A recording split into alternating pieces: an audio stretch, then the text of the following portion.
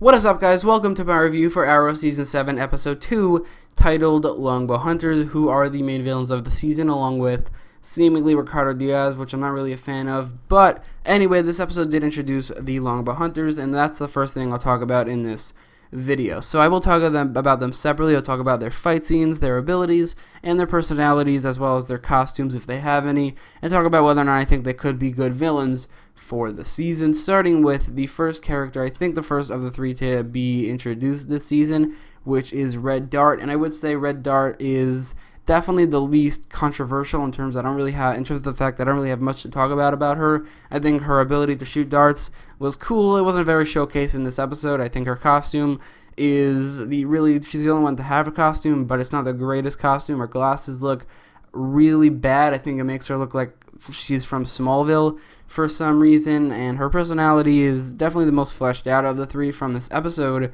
but it's not that great. I don't think she could be a very good main villain for, like, one of the main villains of this season, but she's definitely the character of the three who I have the least to talk about, because the other two, I have a lot to say, specifically Kodiak, who is the positive character in this three. I think his fight scenes with whoever he took out, I don't really remember, but those fight scenes were actually really good. I like those fight scenes a lot. The shield he uses, surprisingly, I like it a lot because it's different than I expected. It's not just a shield.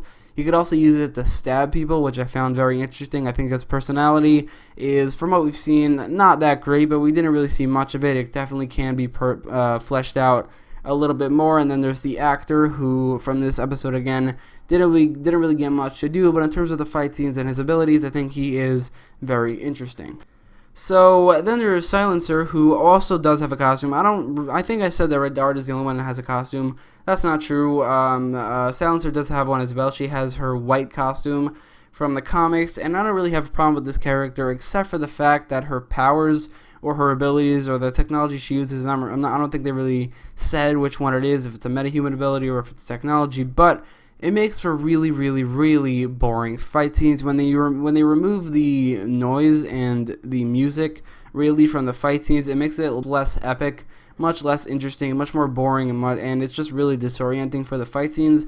I really hope if they continue to make the viewers and not only the characters not able to hear anything, they should limit that to just the stealth scenes and not the fight scenes, because it just makes the fight scenes so boring to watch, which fight scenes should be very interesting and enjoyable to watch. We're here with her character and her abilities. They're really not.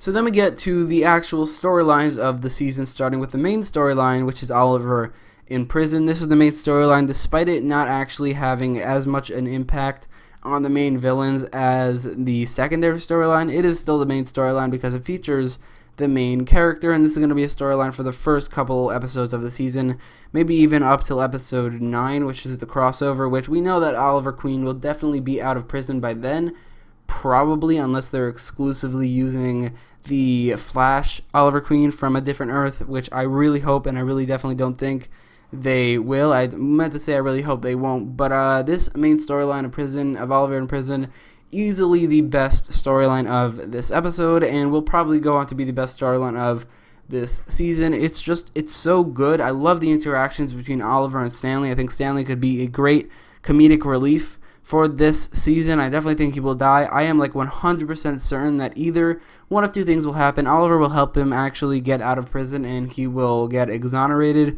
and get back to his family, or he will die a painful, gruesome death, which I think the latter is a little bit more likely, because the show does usually go for the more grim and gritty over the happy, because it just makes for more interesting storytelling usually, but it also doesn't make for very satisfying endings for characters like Stanley. But I definitely have like 85% certainty that he will die, 15% certainty that he will actually have a happy ending. But for now, he is great comedic relief and a great foil for Oliver Queen in this episode and the previous episode as well.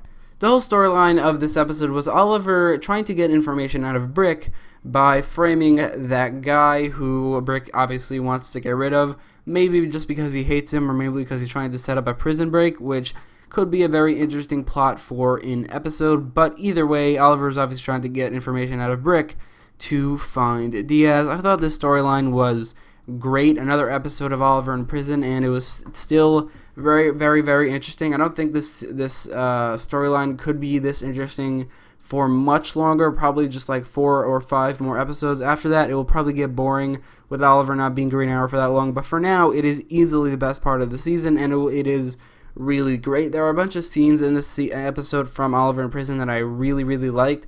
Specifically, this one scene where Oliver uses a pencil to destroy a light in order to get away, to use the computer to find dirt on that guard. I thought that scene was great because it showcases Oliver's ability outside of just using a bow and arrow, which I really like that as well. And then there's the actual framing the guard scene at the end, which I did not see coming. Oliver went up to just like to make him angry, to make the guard angry, and I fully expected Oliver to just punch him and possibly even kill him. But then he actually framed him by having him stab Oliver, which I didn't see coming. I thought that scene was pretty incredible. I didn't see coming. It was a great ending for the storyline. It was a great ending for Oliver to get information on Diaz without actually having to kill the guard, although he probably did make that guard go to jail himself. Who knows, maybe that guard will end up in this same jail, which will be a little crazy for that to happen. But this scene and the whole storyline in general of Oliver in prison were great and easily the best part of this episode. Then we get to the definitely not best part of the episode, which is the side plot with Felicity, Diggle, the rest of Team Arrow, Argus, Ricardo Diaz, and the Longbow Hunters. Basically every main character who isn't Oliver Queen, and it's definitely a lot worse. So this storyline is mostly focusing around Felicity Smoke, and you could probably tell already that, other than the fact that I said it, the fact that it's actually focusing around Felicity Smoke is not something that I like to see in this episode. It's not terrible per se, but it's also definitely not as good. I think any storyline in this show that doesn't feature Oliver Queen, or at least something interesting or just really a great character like Roy Harper in the future scenes, but I think the future scenes will be interesting regardless, but any non-intriguing, not different storyline that doesn't feature Oliver Queen on this show will probably be a lot less interesting than the ones that do, because Oliver Queen, I've said this in the past in videos, but he really carries the hell out of the show, and when things happen for the characters on Arrow that doesn't directly influence or affect Oliver Queen, usually I couldn't care less, and I would say this storyline isn't any different. It definitely influences and affects Oliver Queen in terms of the fact that they're trying to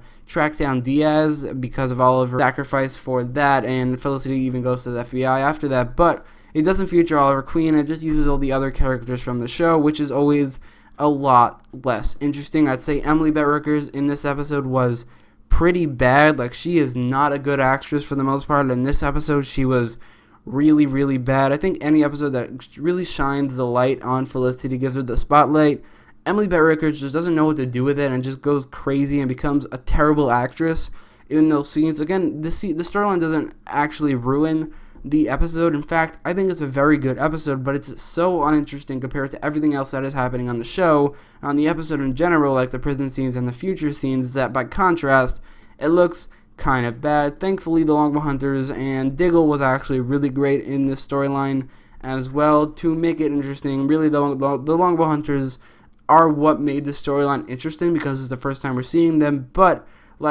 Felicity's obsession with Diaz clouding her judgment is so frustrating when she actually gets mad at Diggle for just doing his job and actually doing it very well, and for some reason the show makes it so you're supposed to side with her, which I completely do not. I usually do not. Again, this storyline, definitely not bad, but it is so weak compared to the other two storylines of the show that I have to point out the fact that it's definitely the weak point of the episode, and I feel like it will be the weak point of the season in general until Oliver gets out of prison and joins the storyline.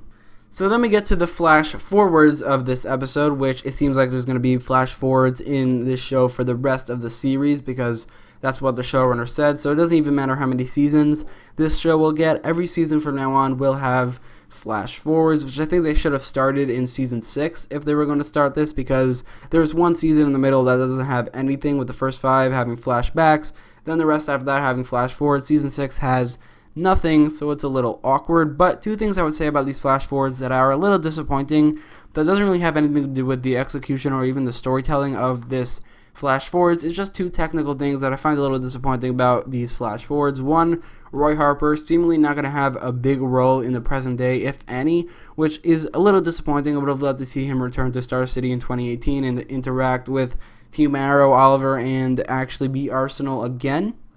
And secondly, Daniel Porter, who was a character that was confirmed to be in this season a while back, like a couple months ago, who was a casting call. A lot of people thought he would be Ted Cord, aka Blue Beetle. I did as well. But this episode, which confirmed a lot of things about William Clayton, or William Queen. I will call him William Queen for this review, but William Queen was confirmed to be gay, for one, which I did not expect. He was confirmed to be a technological entrepreneur, saying that he was trying to invent magnetic levitation, which is actually something that Mr. Terrific has in the comics.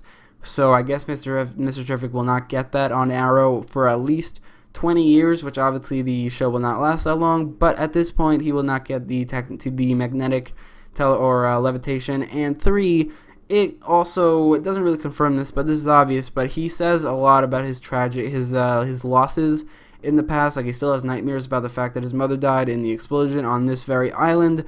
3 things that definitely fit the description of Daniel Porter. He says that he's gay, he's a technological entrepreneur, and he has tragic loss. He has losses in his past that he doesn't really want to talk about. These 3 things confirm that Daniel Porter is William Queen in the future, which is disappointing because I would have loved to see Ted Cord in this season. But the actual flash forwards in this episode, aside from those 2 facts, really, really good, extremely intriguing, and it's a very strong part of this episode. I'm very interested to find out what happens next.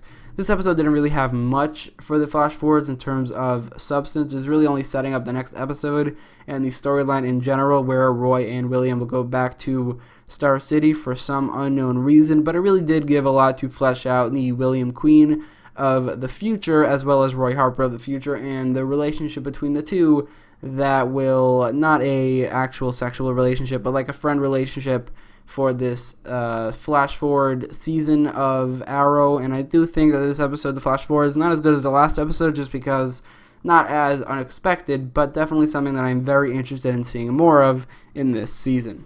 So in conclusion, I know this video is getting very long, so I will not really talk about anything else in this episode, but in conclusion, this episode definitely not as good as the first episode of this season, and in terms of the non-main storylines like the Longbow Hunters and Dinah and Laurel, definitely not as interesting as the main storyline, which is Oliver in prison, as well as the flash forwards.